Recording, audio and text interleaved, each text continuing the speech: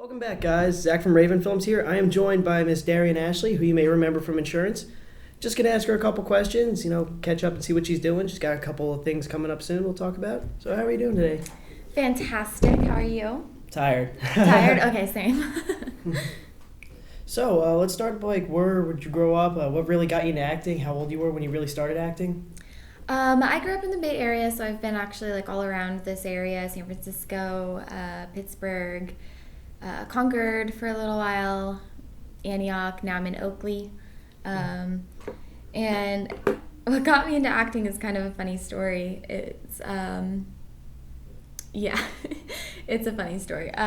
Basically, I was signing up for classes at LMC. I went to SF State for 2 years, and I was pre-med there. And then at LMC, I was studying criminal justice, and nothing kind of seemed to fit with my life, and it just didn't seem like a good choice. But I was actually kind of drunk and was picking my classes for the next semester and accidentally hit DVC instead of LMC, and I saw the classes that they offered, and I was like, wow, this is crazy. LMC's offering so many new classes, and I didn't realize it was DVC. And just randomly signed up for an acting class with Nicole Hestiesler. And then I went to the first day and was like, whoa, life-altering, mind-blowing. Just immediately fell in love with it. So good things can come from drinking. Yes, it was probably the best drunken decision I've ever made. So when you started here, you took just basic intro to acting? Yeah, I took the first drama class that you take, beginning acting, and I also took introduction to television studio production, which that was really interesting too. I would be really happy to learn more about producing and whatnot. But right now I'm definitely focusing on acting. Cool. So how long did you take after these acting classes? Did you really think wow, I really like this. I really want to go further with it? From day one of my acting class, I knew that this was going to be a part of my life. I just didn't know how it would fit into my life. But last year I did The Diary of Anne Frank. I played Margot Frank, and that was such a mind-blowing experience. That's kind of when it really settled in me that this is what I'm doing with my life. Not necessarily theater, I'm definitely aiming for more of a career in film and television, but theater will always be a part of my life because I love it so much. So was Anne Frank your first show? It was. Cool. It was my first show. It was my second time auditioning for anything. I definitely did not think I was going to get a role, and when I got the call back, I didn't read for Margot at all. I read for a bunch of other characters and didn't really think anything of it because I saw all the talent. DVC has such a talented group of actors. But yeah, so I didn't think anything of it, and then I got the phone call. Hey, awesome. You want to play Margot? And I was like, oh my God, yeah, of course. And that was all in the Arena Theater too, right? Yeah, so that was in the Arena Theater. And then from there, I went to the main stage and did Almost Maine, and that was also directed by Nicole Hestiesler. And that was definitely an experience that was vastly different from what I experienced with Anne Frank. So it was really cool to kind of see the difference not only between genres of plays, but settings. Yeah. We were on the main stage versus the arena. Such a different experience. So how was that being in the arena, your first show, doing such a heavy story like Anne Frank and such an intimate environment being surrounded on all sides by people? How was that for your first show? Oh God, it was very jarring. I remember the first night was the most difficult in particular because my best friends came to opening night and my mom came, and being so close to the audience, you really see who's there, and you have to really try not to see who's there because it breaks your character. I remember walking in and immediately seeing my friend Dylan and being like, oh my God, this is real. Oh man, people are watching us. But it definitely, being in the arena for any show that you're doing in the arena, or even any acting classes, you have to be really comfortable with being uncomfortable. Yeah. And that's the biggest lesson that I've learned in acting, and especially in the arena, because you're in such close proximity to people, not only people who are coming as audience members, but people who are in the show with you as well. You have to form a close bond very soon. It's like, it seems like I know they did Anne Frank in the Arena, and then last semester they did Laramie Project. They always do these really heavy and emotionally really just heavy, I guess you could say, again, shows there. So that also has to add something like that. I mean, you can't imagine them doing something like Hairspray in an arena theater. Yeah, it would definitely be impossible. I know that just from experience, like doing Anne Frank, that was really hard to set in the arena because we don't have the option of having multiple levels of the stage, whereas like on the main stage you can build levels. The arena, you're on stage or you're not. So it is difficult for some shows for sure. And you said you did Almost Maine too, right? Yes, I did. What was that about? Almost Maine was a love story. Basically, it's a bunch of different couples in like a little mystical town called Almost, and it's in Maine, so it's Almost Maine. And basically it's just about falling in love and falling out of love and finding a different kind of love. There's a bunch of, it's very much a love story. So yeah, that was really fun, very different from Anne Frank for sure, and very different from Titus, the show that we're doing now. Yeah, it's very much like a mushy, comical, but also emotional show. So you go from doing Anne Frank, obviously a very serious play, to a more, as you said, mushy, emotional play. Now you're doing Titus. Would you like to talk about Titus? Yeah. Shakespeare's Titus Andronicus, where I'm playing Lavinia, and I'm the daughter of a Roman soldier who goes to war, and he comes back after fighting this, I believe it's like a 10-year war, and he's had a majority of his sons die during this war. And so he comes back home and chaos ensues. There's a lot of this show that I'm not going to give away. You'll have to come to see it to find out. And when will that be? We open May 5th at 8 p.m. You can get tickets at dvcdrama.net. And this is another show directed by Nicole Hess-Diesler, who is just brilliant. She's a goddess. It's definitely very violent, very gory, for mature audiences only. Don't bring your kids. And yeah, it's Shakespeare, so it's to be expected. Well, since it's Shakespeare, do you do the typical Shakespearean dialogue, like ye old, so to speak? I can't think of a good example. Yes. Very much so. We've cut down the show a lot, so to make it shorter, because otherwise it would be a 4-hour-long play. But yeah, the language is very heightened. It's Shakespeare. You know, we didn't change any of the language. We've changed the setting. So we're setting it's still Rome, but there's a mystical quality to it. So have you done any other Shakespeare before?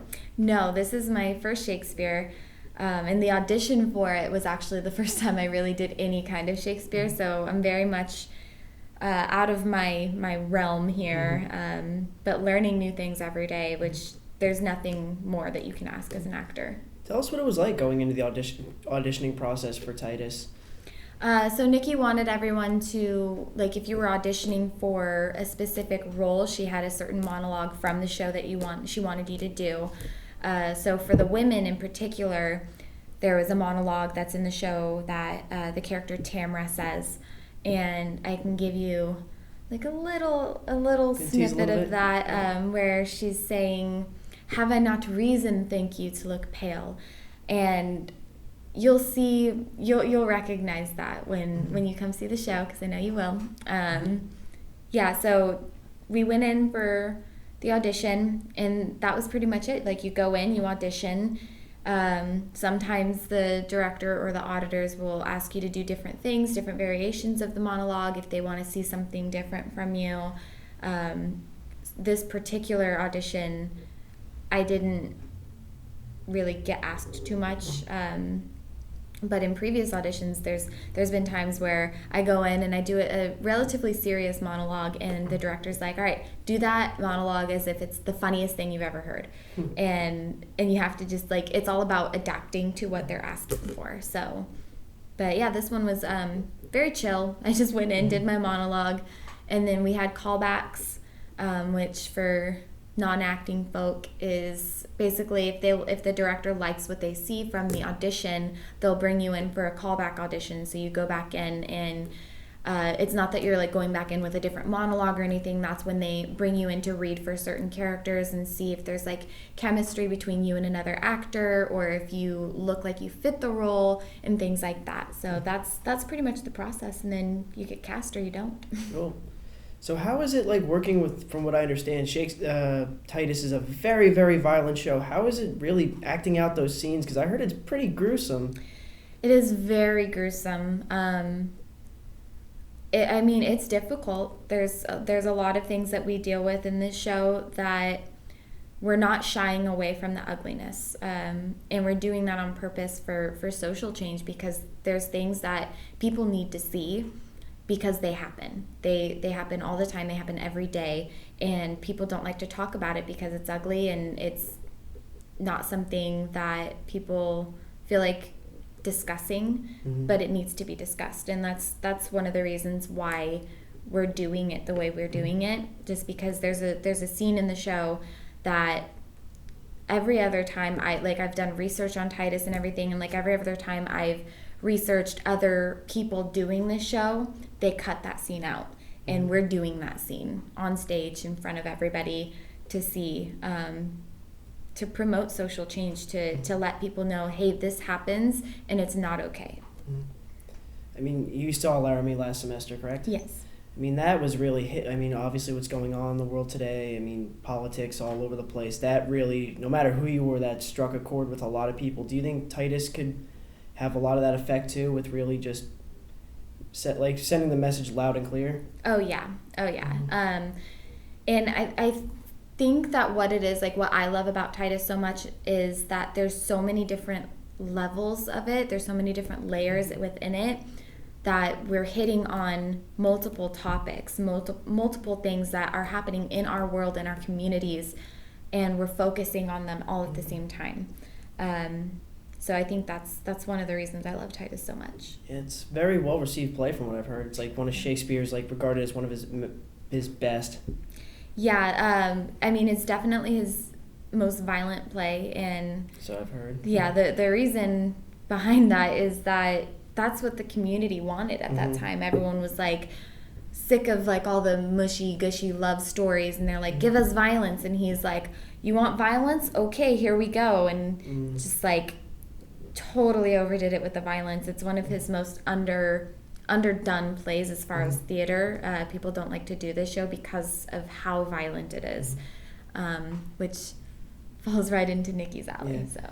So I mean, when you're going back to the arena, it's a small place, very intimate. How is that, like, you've done Anne Frank, doing an emotional scene, obviously Anne Frank's about the Holocaust, and then walking off stage? I mean, how is the mood backstage at a serious show like that with the cast and the crew? Yeah, speaking just for me, every time we do the particular scene that is really rough on me personally, when I go off stage, my cast is there and they're waiting to support me. There's lots of hugging, there's lots of hand holding, just making sure that they're checking in with me, making sure I'm okay, and vice versa. There's a couple of other scenes that are really difficult to do, as far as like emotionally and whatnot. So we're very much supportive of each other and making sure that everyone's okay. That's really nice to hear. Yeah, it's a good company. That's good.